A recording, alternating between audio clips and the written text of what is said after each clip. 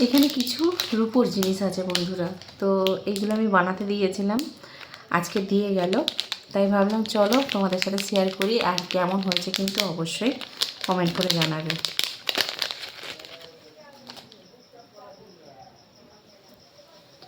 এই একটা পায়ে পরার, এইটা আমার, আর এইটা নিয়েছি বন্ধুরা আমার মেয়ের জন্য,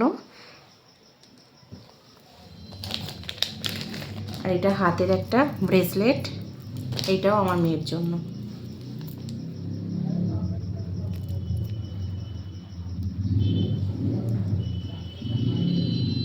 পুরো বোঝা যাচ্ছে কিনা বুঝতে পারছি না, কিন্তু এই